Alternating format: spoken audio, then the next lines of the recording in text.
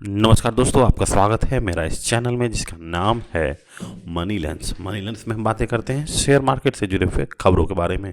तो चलिए शुरू करते हैं। तो आज हम बात करेंगे एक ऐसे न्यूज़ का जिसने मार्केट में, आज के मार्केट में एक बहुत बड़ा इम्पैक्ट क्रिएट किया है। वो है कि इंपोर्ट ड्यूटी पे, यानी सोलर सेल्स के इंपोर्ट ड्यूटी पे 126% यूएसए के द्वारा लगाया जाएगा अगर वो जो प्रोडक्ट है वो इंडिया से खरीदे। यानी इंडिया का इंपोर्ट ड्यूटी पे 126% का ड्यूटी लग गया है। यानी अगर इंडिया यूएसए को सोलर सेल्स बेचता है, यदि मान लीजिए वो 100 रुपये का है, तो वो बढ़ के अब 226 या 226 रुपया लग जाएगा। जो अभी 100 रुपया में हो रहा था वो 226 हो गया। यानी वो डबल ही एक तरह से हो गया है, डबल से भी ज़्यादा।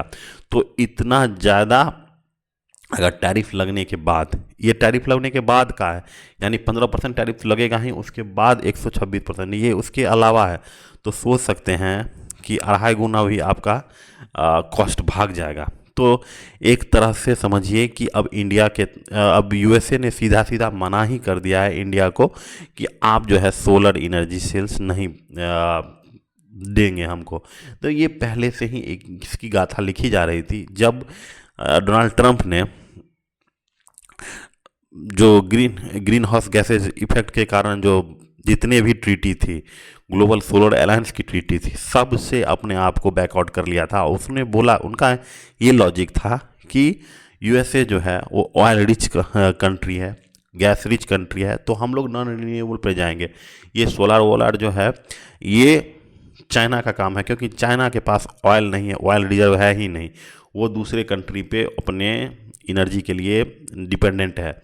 तो चाइना वाले ईवी लाएंगे, चाइना वाले सोलर लाएंगे, लेकिन हमको हमारा ये ग्रोथ है, यानी यूएसए को जो ग्रोथ करना है वो नॉन रिन्यूएबल से ही करेंगे। इसलिए उन्होंने सारे ट्रीटी और सारे ग्लोबल सोलर अलायंस इस सब से अपने आप को बाहर कर लिए। और एक तरह से उसी समय ये एक सेंटीमेंट बना था जहाँ पे सोलर एनर्जी के जितने भी स्टॉक्स थे वो लगातार नीचे गिर रहे थे। तो वहाँ पे आज देखिए, यदि आप देखिएगा सोलर एनर्जी से रिलेटेड और सोलर पावर जैसे हो गया, सोलर पावर में जैसे वारी हो गई, प्रीमियर एनर्जी हो गई, ये सब तो हैं। यहाँ पे देखिए सोलर, यहाँ पे वारी एनर्जी देखिए आज 10% गिरा है।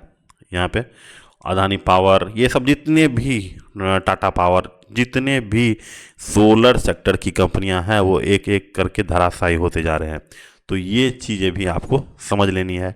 तो पहले से ही बताया, बीच बीच में जब इंडिया में सोलर एनर्जी का बूम हो रहा था, यानी जितने भी स्टॉक्स थे सोलर के वो लगातार बढ़ते जा रहे। जैसे देख रहे हो प्रीमियर एनर्जी 10-20 का स्टॉक जो था वो 10,000 ऐसे करके बहुत औने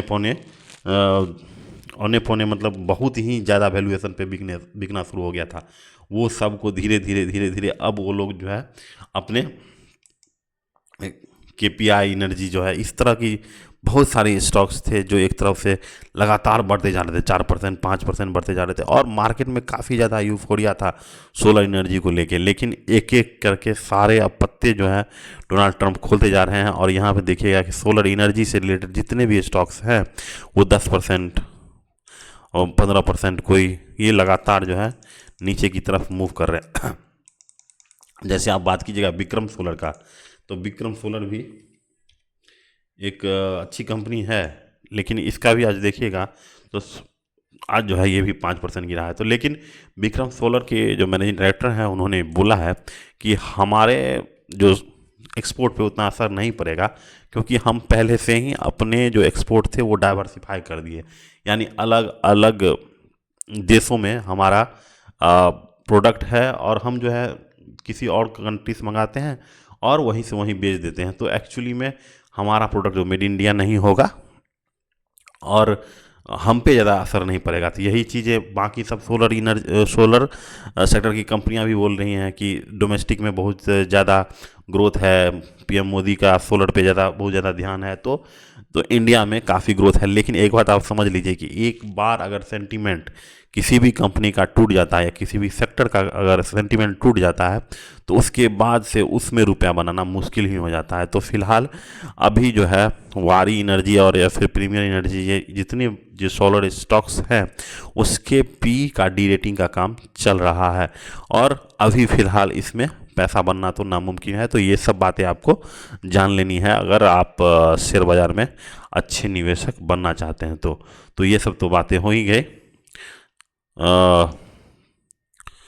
तो आगे एक और चीज़ है जो आज पहली बार हम देखे हैं, ये 2-3 दिन से हम ट्रैक कर रहे थे, वो है RM drip and sprinkler system.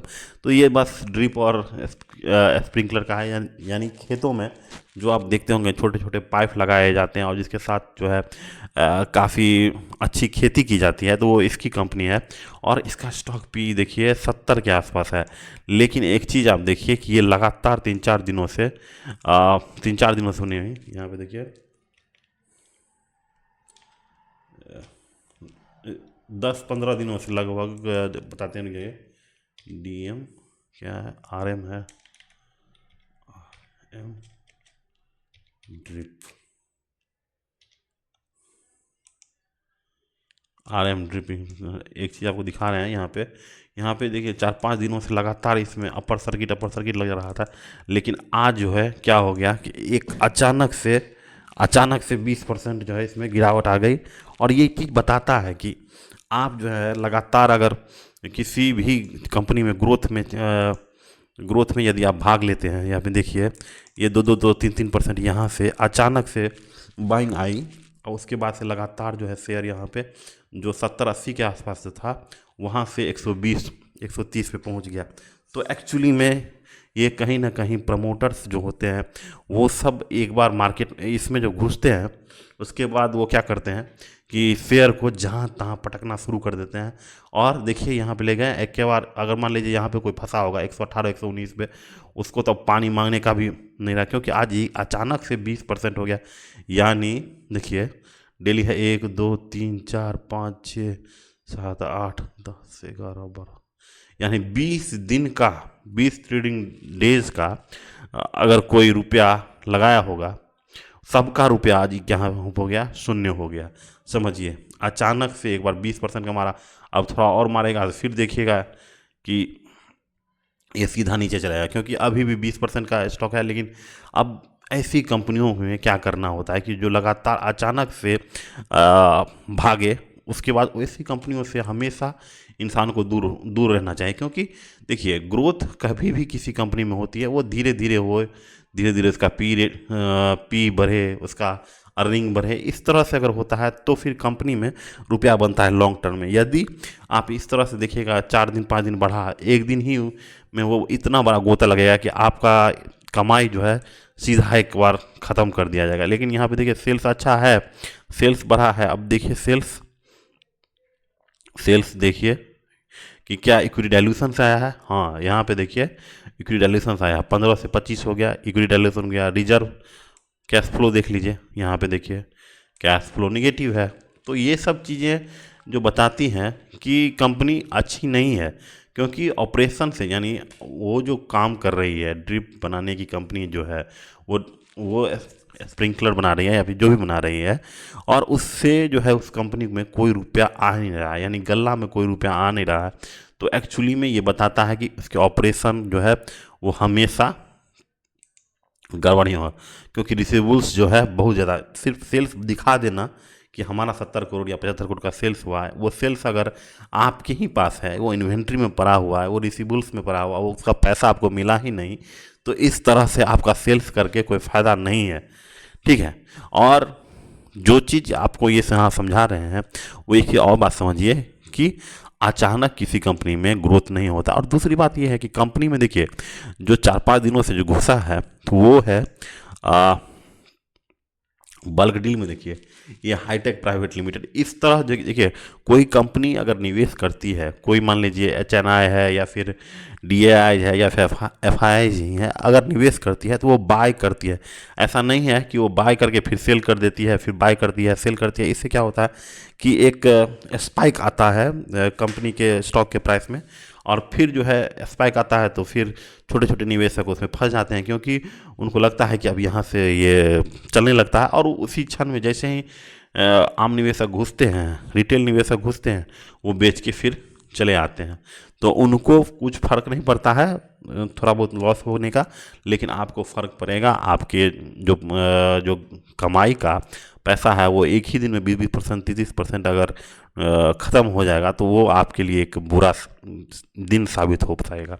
तो यही इसी बात के साथ आज की इस वीडियो को विराम करते हैं। Thank you, have a nice day. Channel को जरूर सब्सक्राइब कर दिया, लाइक शेयर और सब्सक्राइब जरूर किया। Thank you, have a nice day.